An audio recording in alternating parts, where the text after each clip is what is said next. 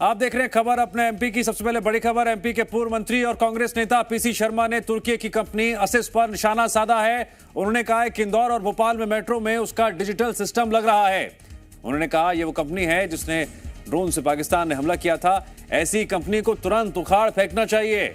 PC Sharma ने कहा कल मेट्रो कार्यालय का घेराव किया जाएगा।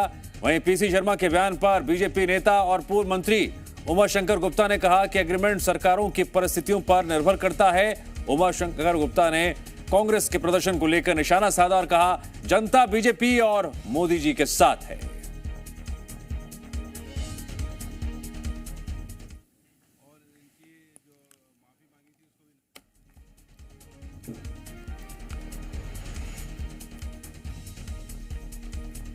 सेम गार्ड तुर्की की कंपनी है और इंदौर और भोपाल के मेट्रो ट्रेन में उनका डिजिटल सिस्टम लग रहा है।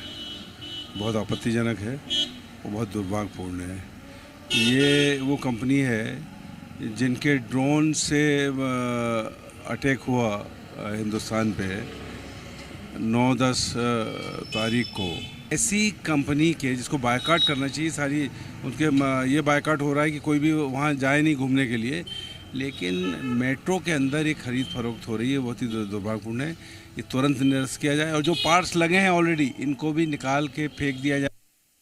एग्रीमेंट सरकारों की परिस्थितियाँ इस पर बहुत सी बातें डिपेंड करती हैं, लेकिन जहाँ तक कांग्रेस का सवाल है उसका चरित्र और इतिहास तो देखना चाहिए किस मुँह से आरोप लगा रहे हैं। हमेशा राष्ट्र विरोधी ताकतों के साथ खड़े रहने वाले, उनका समर्थन करने वाले, देश की प्रतिष्ठा और सेना की प्रतिष्ठा को धूमिल करने वाले लोग इस प्रकार की बात करें, ये हंसी के पात्र हैं। शुरू करें, आंदोलन करें, लेकिन कांग्रेस के आंदोलनों को अब जनता का विश्वास उठ गया और कोई समर्थन नहीं मिलता। जनता का समर्थन भारतीय जनता पार्टी और नरेंद्र मोदी जी के साथ है। तुर्की की कंपनी के विरोध में नेता प्रतिपक्ष उमंग सिंगार का बयान भी सामने आया। वो कह रहे हैं कि तुर्की कंपनी पर सरकार एक्शन ले। तुर्की की कंपनी को बाहर करे सरकार। मेट्रो प्रोजेक्ट में देरी पर भी उठाए सवाल। जी, और मोहन यादव की अंदरूनी लड़ाई है अब।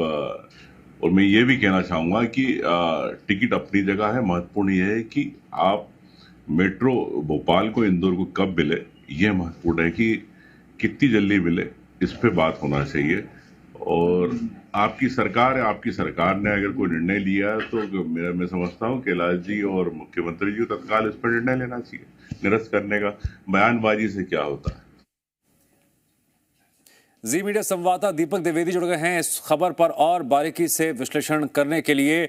दीपक, आप लगातार बयान ले भी रहे हैं इस पूरे मुद्दे को लेकर। कांग्रेस क्या कह रही है, बीजेपी क्या कह रही है, क्यों सियासत यहां तक पहुंच गई है कि अब कांग्रेस विरोध करने की बात कह रही है? बीजेपी की तरफ से भी जवाब आया है। जी बता दें कि जिस तरीके से टर्की ने पाकिस्तान का ऑपरेशन सिंदूर के बाद जो पाकिस्तान भारत के बीच अल्प युद्ध हुआ उस दौरान उसके ड्रोन का उपयोग किया गया, उसके बाद से टर्की के खिलाफ देशवासियों का गुस्सा दिखाई दे रहा है, जिसका जिक्र जो पूर्व मंत्री है वो भी करते हुए नजर आए। वहीं उसी के साथ अब कांग्रेस भी अब इस पूरे मामले में प्रदर्शन करने की बात कह रही कि मेट्रो कार्यालय का हम कल घेराव करेंगे। घेराव इसलिए करेंगे, प्रदर्शन इसलिए करेंगे क्योंकि उन्होंने टर्की की कंपनी को काम दिया। और जब असलियत सामने आने के बाद असीम गार्ड की, जिसके ड्रोन से जो दावा किया जा रहा है कि पाकिस्तान ने भारत पे हमला किया था, तो आप उसकी जांच की बात कर रहे हैं। उस पर जांच नहीं होना चाहिए, उसे भारत से उखाड़ फेंकना चाहिए, उसका टेंडर निरस्त करके उसे वापस टर्की भेज देना चाहिए। हालांकि बीजेपी के नेता इस पूरे मामले में यह भी कहते नजर आए कि कुछ मैं आपको रोक रहा हूं। हमारे साथ बीजेपी प्रवक्ता शिवम शुक्ला जी जुड़ रहे हैं। शिवम शुक्ला जी, बहुत बहुत स्वागत है। शिवम जी, कांग्रेस सवाल खड़े कर रही है कि भोपाल इंदौर में जो मेट्रो है उसमें डिजिटल सिस्टम तुर्की की कंपनी का लगा है, हटाइए उसे।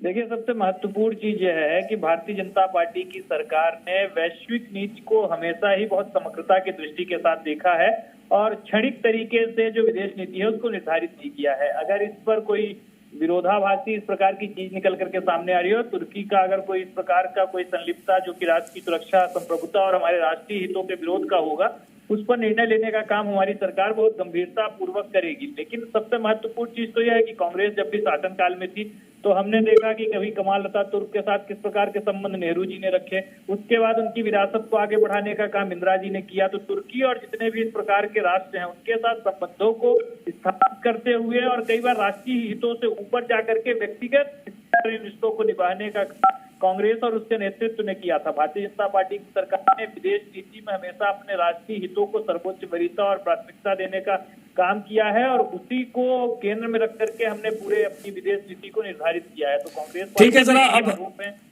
अब जरा कांग्रेस की रणनीति समझ लेते हैं। राम पांडे हमारे साथ जुड़ गए हैं, कांग्रेस प्रवक्ता। राम पांडे जी, कल आप मेट्रो दफ्तर का घेराव करने जा रहे हैं, क्या रणनीति है? देखिए, जो मेट्रो का काम है भोपाल और इंदौर का, विशेष का टिकटिंग का, एंट्रेंस का, एग्जिट का, ये सारा काम इवन एमपी में और एमपी के बाहर भी आगरा वगैरह कई जगह भारतीय जनता पार्टी की सरकारों ने तुर्की को दिया है। और इस समय भारतीय जनता पार्टी के जो समर्थक हैं, भारतीय जनता पार्टी है, वो तुर्की का विरोध कर रही है। ऑफिशियली कोई लेटर नहीं निकाला इन्होंने, न मोहन यादव जी ने, न नरेंद्र मोदी जी ने, न भारत सरकार ने, न मध्य प्रदेश सरकार ने ऑफिशियली तुर्की पर कोई कार्रवाई अभी तक नहीं की है। लेकिन वर्बली ये कार्रवाई कर रहे हैं कि तुर्की का विरोध कीजिए। जब तुर्की का विरोध करना है और इतने दिनों से विरोध चल रहा है, तो फिर क्या कारण है कि मेट्रो का जो काम भोपाल का, इंदौर का तुर्की की कंपनी को दिया गया है, उसे क्यों नहीं निरस्त किया जा रहा है? राम पांडे जी, क्या आपने कोई लिस्ट बनाई है कि भारत में ये तुर्की कंपनी के कहां पर प्रोजेक्ट चल रहे हो, या फिर निवेश की बात हो, या कुछ भी ऐसा हो किसी भी प्रदेश में? ये विरोध हर जगह रहेगा?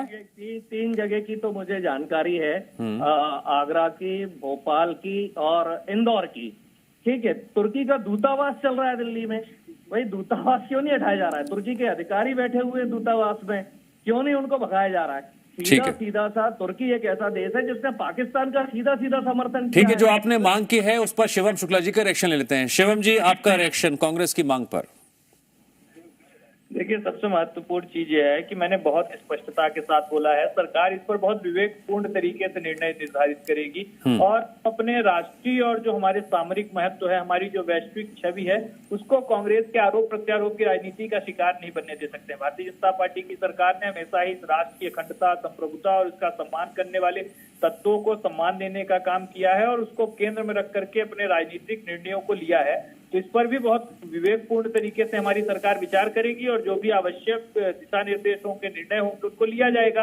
कांग्रेस पार्टी तो अपने पूर्व के क्रियाकलापों का जवाब दे। अब हम देखते हैं कि राहुल गांधी कभी विदेशों में जाकर के किस प्रकार के एसोसिएशन और अलायंस निकल करके आते हैं, किस प्रकार का जो एक डीप स्टेट इन्होंने डेवलप कर रखा था अपनी सरकारों में रहने के दौरान, वह आज भी इनके हित में, इनके महत्व के विषयों को लेकर के राजनीति करता है, भारत में धरने, प्रदर्शन, आंदोलन खड़े करता है। जिन तमाम चीजों पर भी हमारी सरकार बहुत गंभीर है।